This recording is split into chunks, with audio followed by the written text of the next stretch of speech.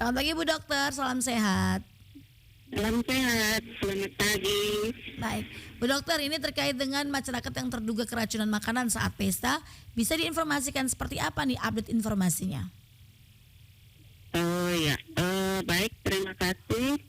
Untuk kondisi hari ini, dari pasien yang dirawat di beberapa puskesmas, untuk yang puskesmas Genteng Jawa masih sisa 49 orang sementara dirawat. Kemudian di puskesmas Mano pagi ini ada pulang 3 orang, jadi sisa 3 orang. Awalnya ada 6 orang yang dirawat. Puskesmas Weleng ada 5 orang dan di Amuring sisa 1 orang. Yang awalnya 3 orang, pulang 2 orang, sisa 1 orang. Demikian untuk datanya dan kondisi pasien-pasien yang sementara dirawat sudah membaik. Oke. Jadi memang ini perlahan namun pasti dari tanggal 30 Oktober hingga hari ini 3 November ini sudah ada pasien yang dipulangkan nih Bu Dokter ya? Ya. Oke, secara keseluruhan totalnya ada berapa orang nih Bu Dokter yang terduga keracunan makanan? Ada 94 orang. Oke, hanya tersisa beberapa orang yang tersebar di berapa puskesmas Bu Dokter? Sebenarnya awalnya tersebar di 5 puskesmas, tapi yang di puskesmas lebih itu hanya rawat jalan saja. Ada 3 orang, jadi sekarang masih ada 4 puskesmas yang masih merawat inap. Oke. Nah ini kemarin katanya sudah mengambil sampel makanannya. Apakah sudah ada hasilnya nih Bu Dokter dan seperti apa?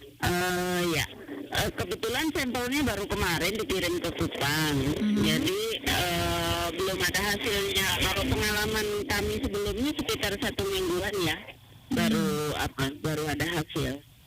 Oke, jadi ini masih menunggu hasil, tapi puji Tuhan alhamdulillah ada masyarakat yang sudah mulai pulih ya dan sudah sembuh nih Bu Dokter ya. Ya, kita ada protap kalau dengan pengalaman yang sebelumnya biasanya karena pencemaran bakteri di dalam makanan yang ada di pesta itu membutuhkan obat-obat tertentu dan para dokter sudah sigap dan sudah memberikan obat-obat tersebut.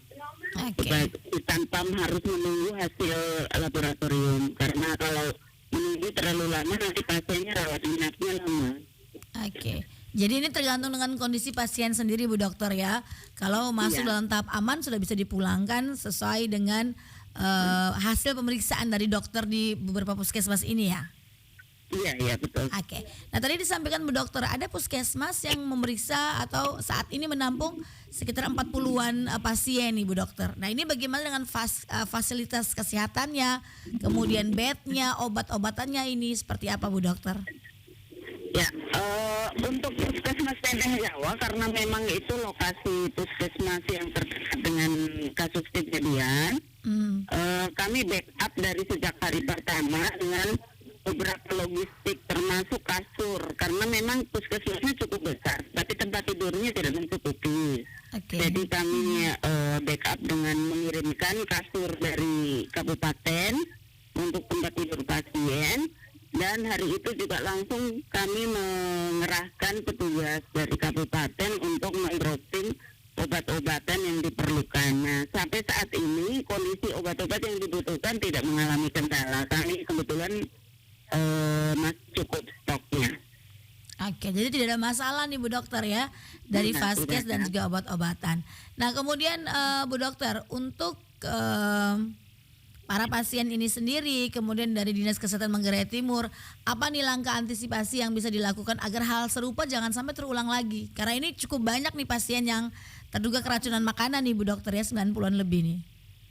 Ya, kami melakukan penyelidikan epidemiologi namanya, jadi pelacakan kasus. Kami mendata setiap tamu yang hadir di acara pesta itu. Nah, jadi tuan pestanya kita kita wawancara atau istilahnya kita mintain data tamu-tamu yang hadir di pesta tersebut. Kemudian data tersebut kami informasikan secara meluas melalui WA Group, per telepon dan lain-lain kepada para kepala puskesmas yang lain.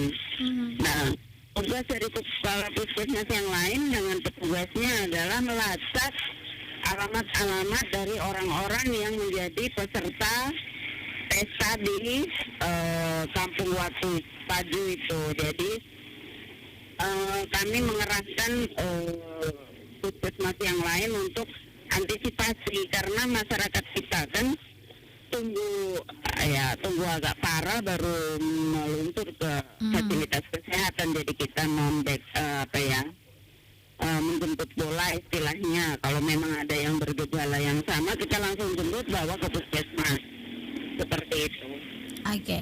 Nah, untuk para pasien yang sudah kembali ke rumah masing-masing, apakah juga masih ada pengawasan dan controlling yang dilakukan? Atau karena sudah sembuh ya sudah, berarti sudah bebas beraktivitas dan lain sebagainya nih Bu Dokter? Ya, untuk pasien yang kita pulangkan, tentu saja pada saat mau dipulangkan kita berikan edukasi untuk mengenali tanda-tanda bahaya manakala penyakitnya kambuh kembali atau kondisinya memburuk pada saat sudah dipulangkan dari puskesmas, sehingga mereka waspada. Dan tentu saja kita mengambil nomor kontak yang bisa dihubungi untuk melakukan pengecekan. Nah, pengalaman sebelumnya biasanya kalau memang pasiennya sudah membaik dan dipulangkan, dia tidak berulang lagi untuk kambuh lagi sakitnya. Oke. Nah, tetap saja kewaspadaan itu tetap diberikan kepada pasien-pasien dan keluarganya. Baik. Nah, kondisi para pasien ini sendiri ketika terduga keracunan makanan ini muntah-muntah, panas, ataukah seperti apa yang paling parah nih Bu Dokter? Yang paling parah itu muntahnya, kemudian diare. Ya, jadi muntah campur dengan diare ini yang paling cepat membuat pasien kondisinya memburuk ke arah dehidrasi. Nah, ini kalau sudah terjadi dehidrasi sedang atau berat dari rumah kemudian baru menuju fasilitas, di fasilitas para dokter dan perawat agak kesulitan untuk memberikan pertolongan, karena tentu saja pembuluh darahnya sudah kolet, pasiennya sudah kondisi pre-shock atau shock, tidak sadar, tidak bisa kooperatif, dan sehingga mau pasang infus pun akan susah. Oleh karena itu sebenarnya kalau masalah diare ini, yang terpenting adalah jangan sampai jatuh ke dehidrasi. Kalau dia belum dehidrasi, segera menuju ke fasilitas, tentu saja akan tertolong. Oke. Jadi memang ini juga harus jeli nih ya dari para pasiennya sendiri dan keluarga untuk memantau kondisi dari pasien ini sendiri Bu Dokter ya. Iya. Oke. Kemudian Bu Dokter, berapa rentang usia dari para pasien yang terduga keracunan makanan ini? Karena pesertanya ini, maksud saya dari mulai usia balita sampai usia lansia. Jadi karena pengikut pesta ini bukan saja para orang dewasa, tetapi para orang dewasa ini membawa anak-anaknya yang masih usia balita. Ya. Jadi ini dari balita ada yang terduga keracunan makanan, remaja, dewasa dan juga lansia nih Bu Dokter ya? Iya, sampai ke lansia. Umur di atas 50 tahun itu tidak cukup banyak. Oke, baik Bu Dokter. Langkah edukasi apa yang diberikan ataupun sosialisasi kesehatan apa yang diberikan kepada masyarakat nih? Ya, kejadian seperti ini bukan baru pertama kali di Manggarai Timur ya. Kali lalu pernah terjadi juga di wilayah Puskesmas Manu, kemudian di Kota Borong. Ya, jadi kami sudah melakukan edukasi ke beberapa lokasi. Nah, mungkin perlu juga edukasinya diperluas ya untuk seluruh pelosok kecamatan dan desa, karena kegiatan pesta ini kan hampir menyeluruh ya seluruh wilayah. Dan kebiasaan cara memotong hewan, cara menyimpan daging, cara memasak itu perlu diedukasi. Jadi kami perlu melakukan edukasi penyiapan bahan, mulai dari penyiapan bahan mentah, pengamanannya, kemudian cara memasaknya dan cara penyajiannya dengan waktu juga. Misalnya saat potong daging jam berapa harus segera dimasak.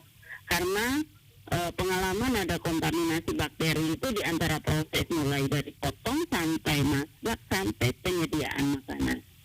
Jadi perlu juga edukasi kami untuk memilih memakai sumber mata air yang sehat. Nah, beberapa kejadian ini sumber mata air yang digunakan para ibu untuk memasak di pesta itu tidak higienis. Nah, ini juga sangat berpengaruh dalam proses nanti penyiapan makanannya, karena ada beberapa jenis masakan yang tidak dimasak dengan sempurna sehingga kuman-kuman yang tercemar di dalam makanan itu masih bisa hidup dan meracuni warga yang mengkonsumsi seperti itu. Oke, tidak ada korban jiwa Bu Dokter, hanya muntah-muntah sakit biasa ataukah bagaimana nih? Ada satu orang yang meninggal usia 50 tahun karena posisinya waktu itu datang ke puskesmas sudah kondisi dehidrasi dan kebetulan pasien tersebut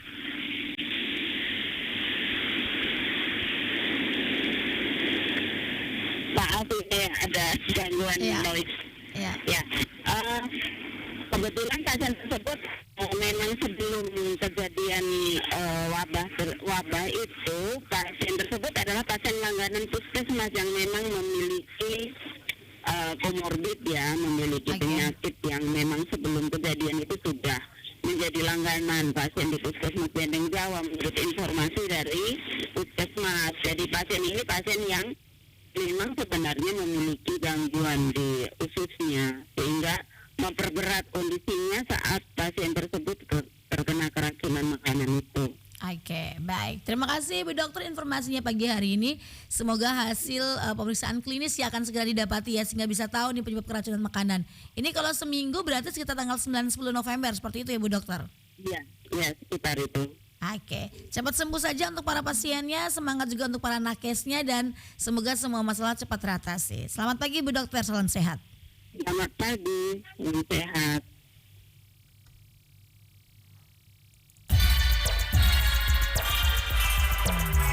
Pro 1, kanal inspirasi.